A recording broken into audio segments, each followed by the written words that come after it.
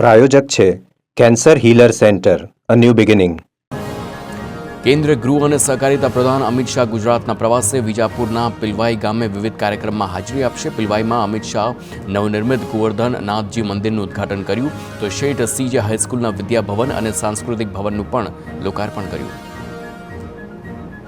રાજકોટમાં બીઆરટીએસ ડ્રાઈવરે ચાલુ બસે જોખમી રીતે માવો ખસતો જોવા મળ્યો છે. જાગૃત નાગરિકે વિડીયો વાયરલ કરતા ડ્રાઈવરને સસ્પેન્ડ કરવામાં આવ્યો છે. 150 ફૂટ રિંગ રોડના રૂટ પર બસ ડ્રાઈવરે દર્શાવી હતી બેદરકારી. મુસાફરોએ અકસ્માત થવાનો ભય વ્યક્ત કર્યો હતો.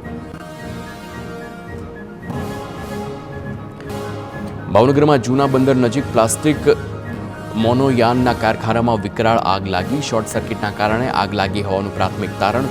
મોટી સંખ્યામાં પ્લાસ્ટિકનો માલ બળીને ખાખ થયો તો ફાયર વિભાગની ટીમે મહદઅંશે કાબુ મેળવ્યો છે. કારખાના માલિકને લાખો રૂપિયાનું નુકસાન.